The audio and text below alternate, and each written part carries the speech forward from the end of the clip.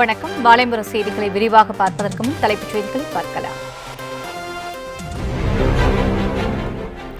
அதிமுக களமிறங்கும் 20 தொகுதிகள், கூட்டணி கட்சிகளுக்கான இடங்களும் அதிகாரப்பூர்வமாக அறிவிப்பு. தேர்தலில் போட்டியிடும் வேட்பாளர்கள் பட்டியல் இன்று மாலை வெளியாகும் என ஓ பன்னீர்செல்வம் பேட்டி.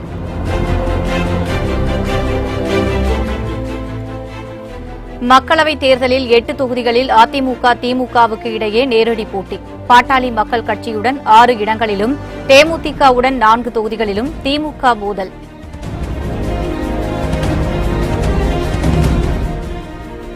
பதினெட்டு தொகுதிகளில் அதிமுக சார்பில் போட்டியிட விருப்ப மனு அளித்தவர்களிடம் நேர்காணல் நிறைவு.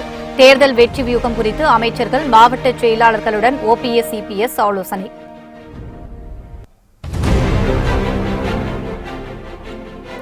அம்மா மக்கள் முன்னேற்றக் கழகம் சார்பில் முதற்கட்ட வேட்பாளர்கள் பட்டியல் வெளியீடு. 24 மக்களவை தொகுதிகள், 9 தொகுதி இடைத்தேர்தலில் போட்டியிடுபவர்களை அறிவித்தார் தினகரன்.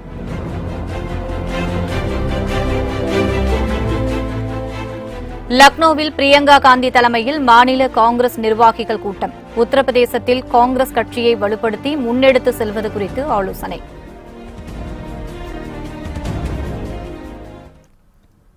அதிமுக கூட்டணி கட்சிகளுக்கு தொகுதிகள் ஒதுக்கீடு குறித்த அதிகாரப்பூர்வ அறிவிப்பு வெளியிடப்பட்டது.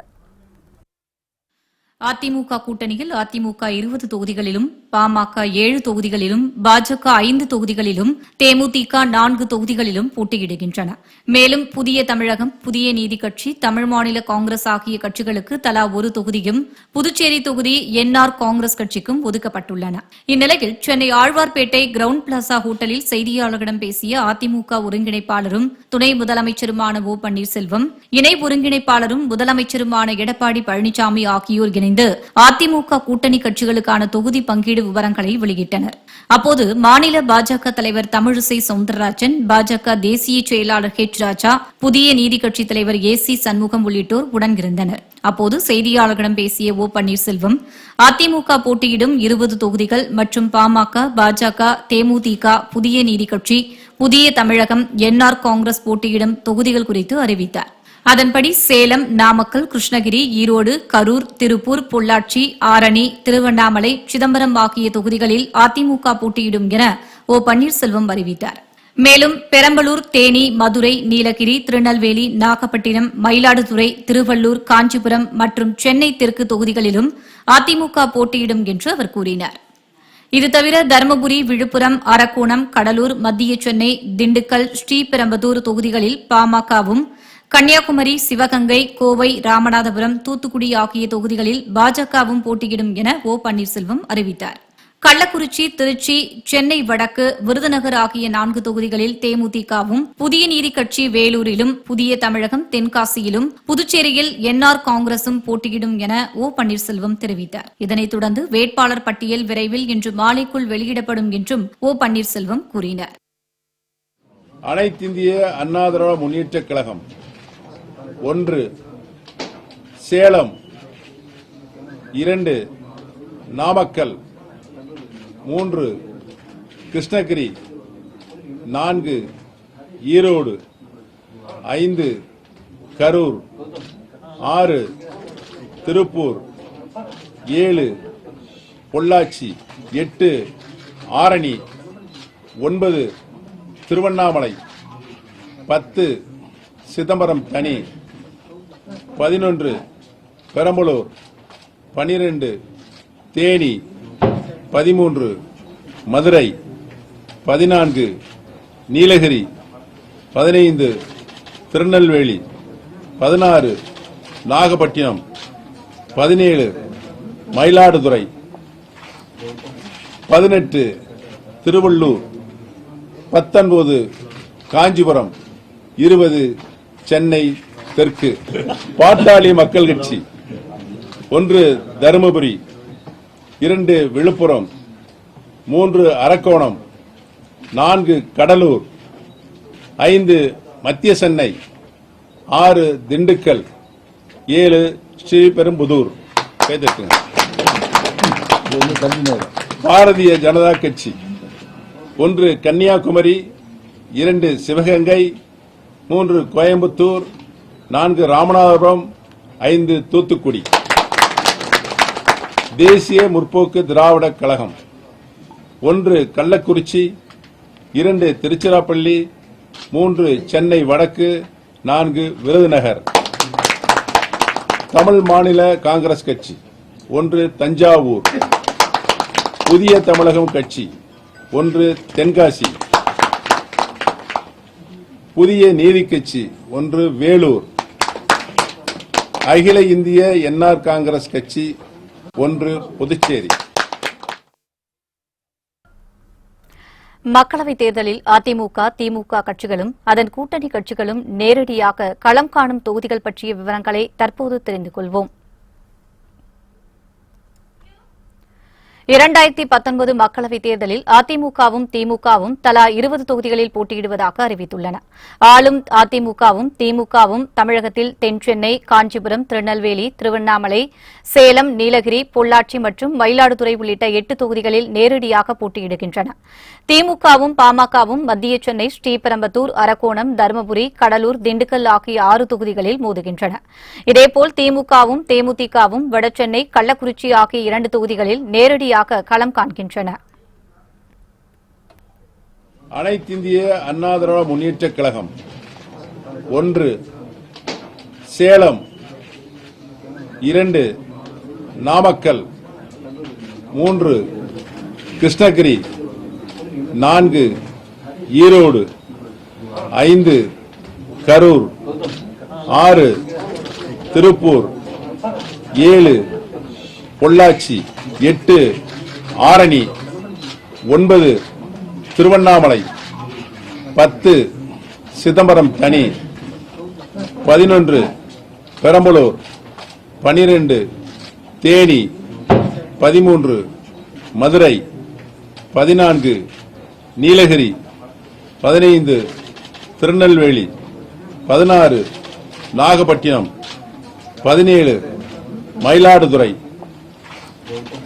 18 திருவள்ளூர், 19 காஞ்சிபுரம், 20 சென்னை தெற்கு. பாட்டாளி மக்கள் கட்சி 1 தருமபுரி, 2 விழுப்புரம், 3 அரக்கோணம், 4 கடலூர், 5 மத்திய சென்னை, 6 திண்டுக்கல், 7 ஸ்ரீபெரும்புதூர். பாரதிய ஜனதா கட்சி 1 கன்னியாகுமரி, 2 சிவகங்கை, 3 கோயம்புத்தூர், 4 ராமநாதபுரம், 5 தூத்துக்குடி.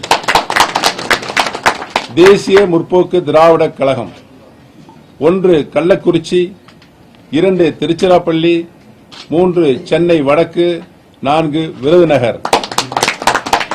தமிழ் மாநில காங்கிரஸ் கட்சி 1 தஞ்சாவூர், புதிய தமிழகம் கட்சி 1 தென்காசி, புதிய நீதி கட்சி 1 வேலூர், அகில இந்திய என்ஆர் காங்கிரஸ் கட்சி 1 புதுச்சேரி. தூத்துக்குடியில் திமுகவும் பாஜகவும் மோதுகின்றன. இதில் திமுக தரப்பில் கனிமொழியும் பாஜக மாநில தலைவர் தமிழிசை சவுந்தரராஜனும் போட்டியிடுவார்கள் என தகவல்கள் வெளியாகியுள்ளது. வேலூரில் திமுகவும் புதிய நீதி கட்சியும், தென்காசியில் திமுகவும் புதிய தமிழகமும் களம் காண்கின்றன. காங்கிரஸ் கட்சியும் பாஜகவும் கன்னியாகுமரி, சிவகங்கை 2 தொகுதிகளில் நேரடியாக மோதுகின்றன. விழுப்புரம் தொகுதியில் பாட்டாளி மக்கள் கட்சியும் விடுதலை சிறுத்தைகள் கட்சியும் நேரடியாக களம் காண்கின்றன. இதில் விசிக பொதுச் செயலாளர் ரவிக்குமார் உதயசூரியன் சின்னத்தில் போட்டியிடுகிறார். சிதம்பரம் தொகுதியில் விடுதலை சிறுத்தைகள் கட்சியும் அண்ணா திமுகவும் நேரடியாக களம் காண்கின்றன. இந்த தொகுதியில் விசிக தலைவர் திருமாவளவன் 4வது முறையாக தனிச்சின்னத்தில் போட்டியிடுகிறார்.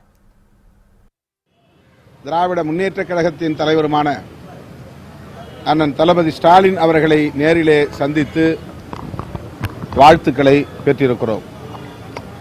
சிதம்பரம் தொகுதியில் 5வது முறையாக நான் போட்டியிடுகிறேன். ஏற்கனவே 4 முறை அந்த தொகுதியில் போட்டியிட்ட பரிச்சயம் இருக்கிறது. ஆக இந்த 2 தொகுதிகளில் விடுதலை சிறுத்தைகள் கட்சி கட்டாயம் வெற்றி பெறுவோம். திமுக கூட்டணி 40க்கு 40 இடங்களில் வெற்றி பெறுவோம். அதிமுகவும் இந்திய கம்யூனிஸ்ட் கட்சியும் திருப்பூர், நாகை ஆகிய 2 தொகுதிகளில் களம் காண்கின்றன. சிபிஐ சார்பில் திருப்பூரில் சுப்புராயனும், நாகையில் செல்வராசும் போட்டியிடுவதாக அறிவிக்கப்பட்டுள்ளது. இதேபோன்று அதிமுகவும் மார்க்சிஸ்ட் கம்யூனிஸ்ட் கட்சியும் மதுரையில் நேரடியாக மோதுகின்றன. மார்க்சிஸ்ட் கம்யூனிஸ்ட் சார்பில் எழுத்தாளர் சு. வெங்கடேசன் போட்டியிடுவதாக தெரிவிக்கப்பட்டுள்ளது. மேலும் கோவை தொகுதியில் பாஜகவும் மார்க்சிஸ்ட் கம்யூனிஸ்ட் கட்சியும் களம் காண்கின்றன. இதில் மார்க்சிஸ்ட் சார்பில் PR நடராஜன் போட்டியிடவுள்ளதாக அறிவிக்கப்பட்டுள்ளது. பாஜக சார்பில் CP ராதாகிருஷ்ணன் போட்டியிடுவதாக தகவல் வெளியாகியுள்ளது.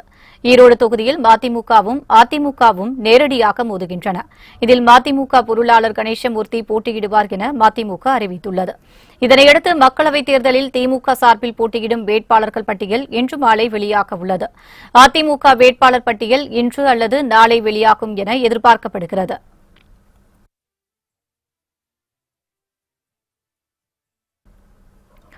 அதிமுக கூட்டணியில் தஞ்சாவூர் தொகுதியில் போட்டியிடும் தமிழ் மாநில காங்கிரஸ் வேட்பாளர் நாளை அறிவிக்கப்படுவார் என அக்கட்சியின் தலைவர் G.K. வாசன் தெரிவித்தார். தமிழ் மாநில காங்கிரஸ் கட்சிக்கு தஞ்சாவூர் தொகுதி ஒதுக்கப்பட்டுள்ளது குறித்து சென்னையில் செய்தியாளர்களிடம் பேசிய அவர், கூட்டணி நலனுக்காக எண்ணிக்கையை பார்க்காமல் தொகுதியை ஏற்றதாக தெரிவித்தார். சைக்கிள் சின்னம் கிடைக்கவில்லை என்றாலும் தனிச்சின்னத்தில் போட்டியிட்டு வெற்றி பெறுவோம் என்று கூறிய G.K. வாசன், தஞ்சாவூர் தொகுதிக்கான தமாக வேட்பாளர் நாளை அறிவிக்கப்படுவார் என்றும் தெரிவித்தார்.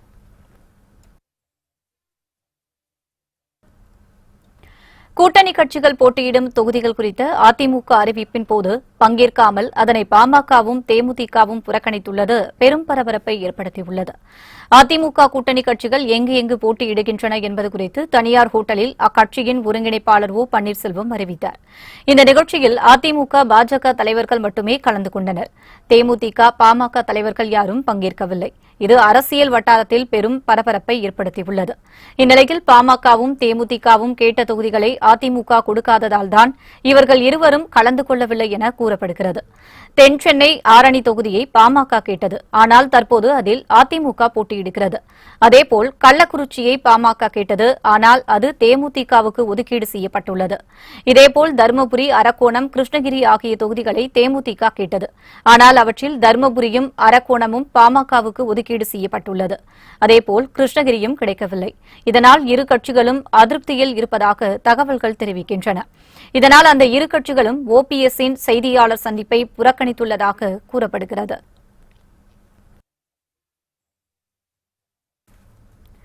மதுரை விமான நிலையத்தில் முன்னாள் மத்திய அமைச்சர் மு. க. அழகிரி செய்தியாளர்களை சந்தித்தார். அப்போது பேசிய அவர், மார்க்சிஸ்ட் கம்யூனிஸ்ட் வேட்பாளர் சு. வெங்கடேசன் மரியாதை நிமித்தமாக தன்னை சந்தித்ததாக கூறினார். திமுக வெற்றி குறித்து செய்தியாளர் கேள்விக்கு தெரியாது என மு. க. அழகிரி பதிலளித்தார்.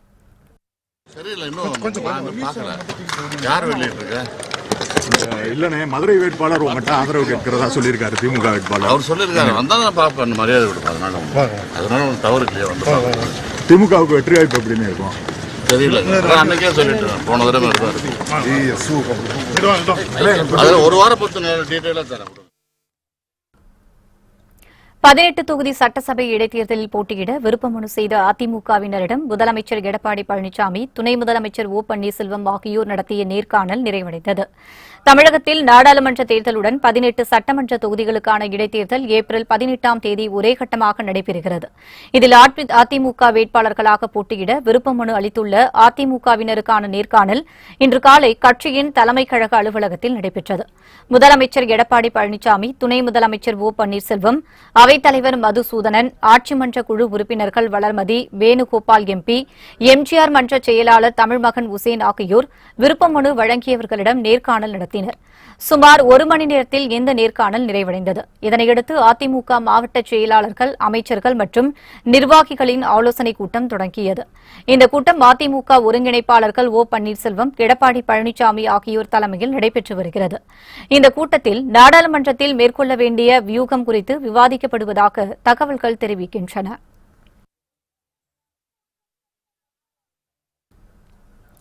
நாடாளுமன்ற தேர்தலில் போட்டியிடும் அம்மா மக்கள் முன்னேற்றக் கழக வேட்பாளர்களின் முதற்கட்ட பட்டியல் வெளியிடப்பட்டுள்ளது. அம்மா மக்கள் முன்னேற்றக் கழகம் சார்பில் போட்டியிடும் நாடாளுமன்ற வேட்பாளர்களின் முதற்கட்ட பட்டியலை அக்கட்சியின் துணை பொதுச் செயலாளர் TTV தினகரன் வெளியிட்டுள்ளார். அதன்படி 24 நாடாளுமன்ற வேட்பாளர்களுக்கான பட்டியலில் Thiruvallur Ponraja, Thenchennai doctor Isakki Subbaiah, Sriperumbudur G. Tambaram Narayanan, Kanchipuram A. Munusamy, Viluppuram Vanur N Ganapathi, Salem Veerapandi, S K. Selvam, Namakkal P. Saminathan, Erode K C. Senthilkumar, Tiruppur S R. Selvam, Nilgiris M. Ramasamy, Kovai N R. Appadurai, Pollachi S. Muthukumar, Karur N. Thangavel, Trichy Charubala R. Thondaiman, Perambalur M. Rajasekaran ஆகியோரும், Chidambaram doctor A. Ilavarasan, Mayiladuthurai S. Senthamizhan, Nagapattinam Selvi T. Sengudi, Thanjavur பேராசிரியர் பி. முருகேசன், சிவகங்கை தேர்போக்கி வி. பாண்டி, மதுரை க. டேவிட் அண்ணாதுரை, ராமநாதபுரம் வாத்துனா ஆனந்த், தென்காசி ஏ.எஸ். பொன்னுத்தாய், திருநெல்வேலி ஆர். ஞான அருள்மணி ஆகியோர் போட்டியிடுவதாக அந்த பட்டியலில் தெரிவிக்கப்பட்டுள்ளது. இது மட்டுமின்றி 9 சட்டமன்ற தொகுதிகளில் போட்டியிடும் வேட்பாளர் பட்டியலும் வெளியிடப்பட்டுள்ளது. அதன்படி Poonamallee T A. Ezhumalai, Perambur P. Vetrivel, Thiruporur M. Kothandapani, Gudiyatham C. Jayanthi Padmanabhan ஆகியோரும், Ambur R. Balasubramani, Harur R. Murugan, Manamadurai S. Mariappan, Kennedy, Sattur S. G. Subramanian, Paramakudi doctor S. Muthiah ஆகியோரும் போட்டியிடுவதாக அமமுக தலைமைக் கழகம் வெளியிட்டுள்ள பட்டியலில் தெரிவிக்கப்பட்டுள்ளது.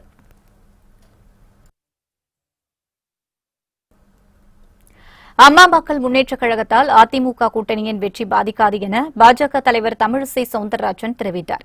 அதிமுக கூட்டணி கட்சிகளின் தொகுதி பங்கீடு விவரத்தை அதிமுக ஒருங்கிணைப்பாளர் ஓ. பன்னீர்செல்வம், இணை ஒருங்கிணைப்பாளர் எடப்பாடி பழனிசாமி ஆகியோர் வெளியிட்டனர். அதில் பங்கேற்ற பின் செய்தியாளர்களை சந்தித்த தமிழிசை சவுந்தரராஜன் மேற்கண்டவாறு தெரிவித்தார். இந்திய அண்ணா திராவிட முன்னேற்றக் கழகம், பாரதிய ஜனதா கட்சி, பாமக, தேமுதிக, புதிய தமிழகம், இந்திய ஜனநாயக ஜஸ்டிஸ் பார்ட்டி, புதிய நீதி கட்சி, புதிய தமிழகம், மூவேந்தர் முன்னேற்றக் கழகம் ஆக இவர்கள் எல்லோரும் இணைந்து அமைத்திருக்கிறோம். இன்னும் பிற கட்சிகளும் இருக்கிறார்கள். ஆக இந்த கட்சிகள் எல்லாம் இணைந்து ஒரு மிக பிரம்மாண்டமான ஒரு கூட்டணியை அமைத்திருக்கிறோம். இந்த கூட்டணி நிச்சயமாக வெற்றி பெறும்.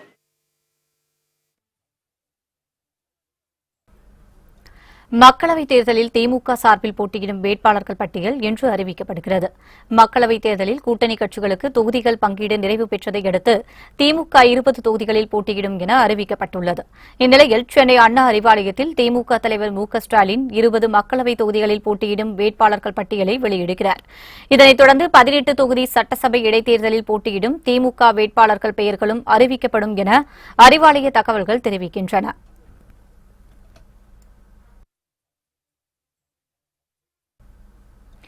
மதிமுக சார்பில் ஈரோடு தொகுதியில் போட்டியிடும் கணேசமூர்த்தி மரியாதை நிமித்தமாக திமுக தலைவர் மு. க. ஸ்டாலினை சந்தித்தார். சென்னை அண்ணா அறிவாலயத்தில் மதிமுக பொதுச் செயலாளர் செய்தியாளர்களை சந்தித்தார்.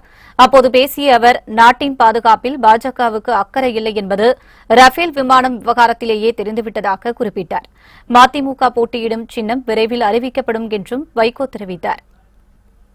மீண்டும் பாரதிய ஜனதா கட்சி தலைமையிலான ஆட்சி மத்தியில் அமைவதற்கு வாய்ப்பே இல்லை. அதான் இன்றைய வாக்காளர்களுடைய மனநிலை.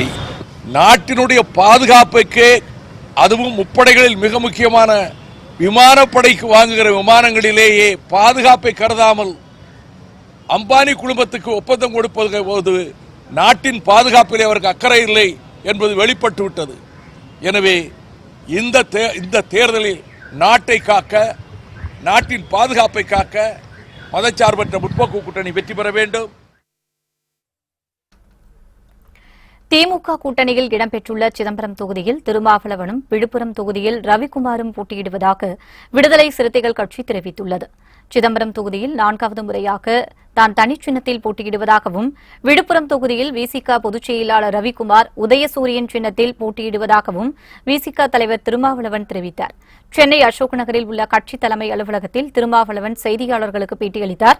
அப்போது பேசிய அவர், ஆந்திராவில் 6, கேரளாவில் 3 மக்களவைத் தொகுதிகளிலும் விசிக தனிச்சின்னத்தில் போட்டியிடுவதாக தெரிவித்தார். தமிழகத்தை பொறுத்தவரையில் திராவிட முன்னேற்றக் கழகத்தின் தலைமையிலான மதசார்பற்ற முற்போக்கு கூட்டணியில் இடம்பெற்றுள்ள விடுதலை சிறுத்தைகள் கட்சி 2 தொகுதிகளில் போட்டியிடுகிறது. சிதம்பரம் தனித்தொகுதி, விழுப்புரம் தனித்தொகுதி. இந்த 2 தொகுதிகளுக்கான வேட்பாளர்கள் சிதம்பரம் தனித்தொகுதியில் நான் தனி சின்னத்தில் போட்டியிடுகிறேன். விழுப்புரம் தனித்தொகுதியில் விடுதலை சிறுத்தைகள் கட்சியின் பொதுச் செயலாளர் டாக்டர் து. ரவிக்குமார் அவர்கள் வேட்பாளராக போட்டியிடுகிறார். தமிழகத்தை பொறுத்தவரையில் 2 தொகுதிகளிலும் கட்டாயம் வெற்றி பெற்றாக வேண்டும் என்பதை கருத்தில் கொண்டு கூட்டணி கட்சியான திராவிட முன்னேற்றக் கழகத்தின் உதயசூரியன் சின்னத்தில் விழுப்புரம் தனித்தொகுதியில் போட்டியிடுவதென்று விடுதலை சிறுத்தைகள் கட்சியின் சார்பில் முடிவெடுத்திருக்கிறோம்.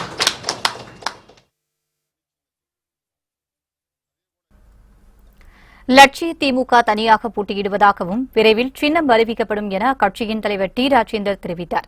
சென்னையில் லட்சிய திமுக தலைவரும் நடிகருமான டி. ராஜேந்தர் செய்தியாளர்களை சந்தித்தார். அப்போது பேசிய அவர், லட்சிய திமுகவுக்கு ஒரு தொகுதி தருவதாகவும் தங்கள் சின்னத்தில் போட்டியிட வேண்டும் என ஒரு பெரிய கட்சி கூறியதாகவும் தெரிவித்தார். சுயமரியாதை தங்கள் கட்சிக்கு உள்ளதால் தனியாக போட்டியிடுவதாகவும் விரைவில் சின்னம் அறிவிக்கப்படும் என டி. ராஜேந்தர் தெரிவித்தார். எனக்கு சில ஒரு பெரிய கட்சியிலே சீட்டு தருகிறேன் லட்சிய திமுக, அதற்கே நன்றி. லட்சிய திமுகவுக்கு ஒரு நாடாளுமன்ற தொகுதிக்கு சீட்டு தருகிறோம். ஆனால் நீங்கள் சுயேட்சை சின்னத்தில் நிக்க முடியாது, எங்கள் கட்சியின் சின்னத்தில் தான் நிக்க வேண்டும் என்று வலியுறுத்தினார்கள். பேச்சுவார்த்தை நடந்தது. எங்கள் தலைமை கழக செயலாளர் தான் அவரிடம் பேசினார்கள், என்னிடம் பேசினார்கள். நான் சொல்லிவிட்டேன், கொள்கையெல்லாம் ஒத்துக்கிட்டு உங்கள்ட்ட கூட்டு வந்து நிக்கிறதே நான் பெருசு, இதுல உங்க கட்சி சின்னத்தெல்லாம் நிக்க வேணாம். என் சின்னத்தை எனக்கு, உங்களோட சின்னத்துக்காக வந்து ஓட்டு கேட்கிற எனக்கு நான் எதுக்கு உங்க சின்னத்தில் நிக்கணும்? என்னுடைய சுயமரியாதை விட மாட்டேன். நான் சுயேட்சை நின்னத்துல நீங்க நிக்கிறோம் இல்ல வேண்டாம். இந்த சுயமரியாதையோட பேசியிருக்கேன், இது சத்தியம். மக்களவைத் தேர்தலையொட்டி உத்தரப்பிரதேச மாநிலத்தில் காங்கிரஸ் கட்சியை வலுப்படுத்துவது தொடர்பாக லக்னோவில் மாநில நிர்வாகிகளுடன் கட்சியின் பொதுச் செயலாளர் பிரியங்கா காந்தி ஆலோசனை மேற்கொண்டு வருகிறார். மறைந்த பிரதமர் ஜவஹர்லால் நேரு பிறந்த அகமதாபாத்தில் இருந்து பிரதமர் மோடியின் தொகுதியான வாரணாசி வரை 3 நாட்கள் கங்கையில் படகில் சென்று கிராமங்கள் தோறும் தேர்தல் பிரச்சாரம் செய்ய காங்கிரஸ் பொதுச் செயலாளர் பிரியங்கா காந்தி முடிவு செய்துள்ளார். இதற்காக லக்னோ விமான நிலையம் வந்தடைந்த பிரியங்கா காந்திக்கு மாநில காங்கிரஸ் நிர்வாகிகள் சிறப்பான வரவேற்பு அளித்தனர். இதனிடையே பிரியங்கா காந்தியை வரவேற்க மாநில காங்கிரஸ் தலைமை அலுவலகத்தில் ஏராளமான தொண்டர்கள் திரண்டிருந்தனர். காங்கிரஸ் தொண்டர்களின் ஆரவார வரவேற்புக்கு இடையே கட்சி அலுவலகம் சென்ற பிரியங்கா காந்தி அங்கு மாநில காங்கிரஸ் நிர்வாகிகள், மூத்த காங்கிரஸ் தலைவர்கள் ஆகியோருடன் மாநிலத்தில் கட்சியை மேலும் வலுப்படுத்தி முன்னெடுத்து செல்வது தொடர்பாக ஆலோசனை நடத்தி வருகிறார். இதனைத் தொடர்ந்து அவர் அகமதாபாத் வாரணாசி இடையேயான தனது பிரச்சார பயணத்தை நாளை தொடங்க உள்ளார் என்பது குறிப்பிடத்தக்கது.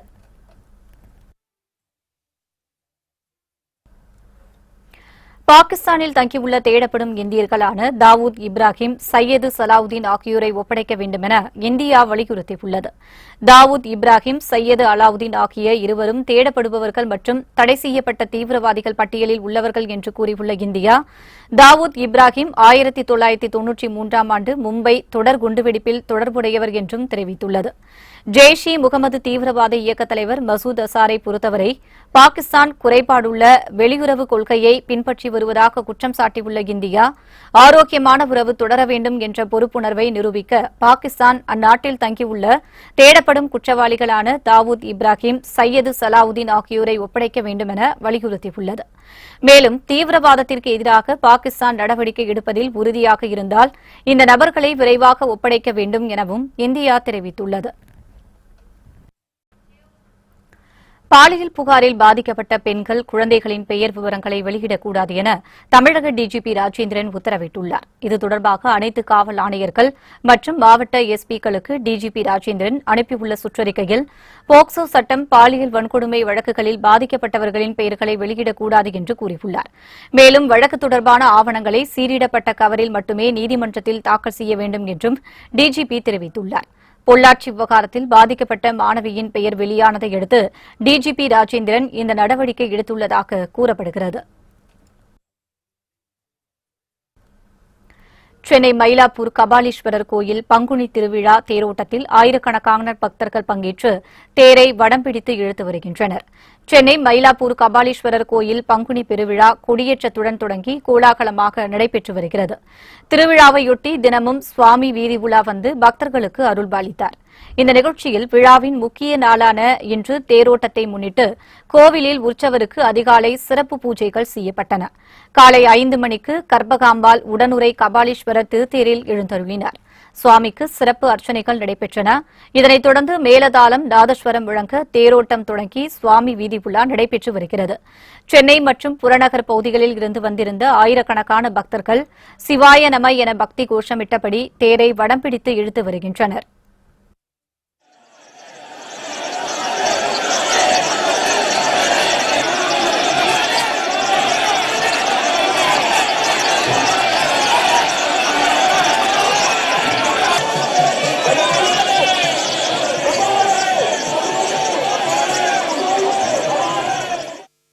ரொம்ப அழகாக இருந்தது. நாங்கள் சுவாமி ரொம்ப அழகாக பார்த்தோம். கூட்டமும் ரொம்ப நெரிசல் அதிகமாக இருந்தது. ஆனால் போலீஸ்காரங்க ரொம்ப நல்லா கைட் பண்ணியிருந்தாங்க. ரொம்ப நல்லா சுவாமியை பார்த்தோம். அரேஞ்ச்மெண்ட்ஸ் ரொம்ப நல்லா இருந்தது. இத்தனை வருஷத்தை விட இந்த வருஷம் கொஞ்சம் அரேஞ்ச்மெண்ட்ஸ் ரொம்ப நல்லா இருந்தது. போலீஸ் பாதுகாப்பும் கூட்ட நெரிசல். ஒரு லேடிஸுக்கும் வந்து சேஃப்டி பின் கொடுத்து அதை பெண்களினுடைய நகையை பாதுகாத்துக்கிறதுக்கு அவங்க ரொம்ப இதில் பொறுப்பெடுத்துக்கிறது ரொம்ப பிடிச்சிருக்கு எனக்கு. அந்த அளவுக்கு நல்ல லேடிஸுக்கு வந்து பாதுகாப்பு கொடுத்துருக்காங்க. ரோப்பு போட்டு அதே நேரத்தில் ஜனங்களை வந்து கரெக்டாக கண்ட்ரோல் பண்ணியிருக்காங்க. அந்த அளவுக்கு அவங்க வந்து போலீஸினுடைய இதில் ஒத்துழைப்பு வந்து நான் நல்லா பாராட்டுவேன். கண்டிப்பாக தேரினுடைய சிறப்பம்சம் பார்த்தீங்கன்னா திருவாரூர் தேர் எந்த அளவுக்கு அசைஞ்சு வருமோ அந்த அளவுக்கு அசைஞ்சு வந்து அந்த கலைநயத்தோடு ரொம்ப அழகாக சிறப்பாக போச்சு. ஈஸ்வரன் வந்து அந்த அளவுக்கு இந்த இடத்துல அருள் பாலிச்சிருக்காரு. எல்லாரும் மெய் செலுத்தி எல்லாரும் நல்லா பார்த்தோம். இந்நிலையில் மயிலாப்பூர் கோவில் தேரோட்டத்தையொட்டி ஆயிரக்கணக்கான போலீசார் பாதுகாப்பு பணியில் ஈடுபட்டுள்ளனர். மேலும் கோயிலை சுற்றிலும் அனைத்து பகுதிகளிலும் சிசிடிவி கேமராக்கள் மற்றும் கண்காணிப்பு கோபுரங்கள் அமைத்து கண்காணிப்பு பணியில் காவல்துறையினர் தீவிரமாக ஈடுபட்டு வருகின்றனர். புத்தம் புதிய செய்திகள் அவ்வப்போது முழுமையாக மாலை முரசு தொலைக்காட்சி வழங்கும். இணைந்திருங்கள் மாலை முரசு தொலைக்காட்சியுடன். வணக்கம்.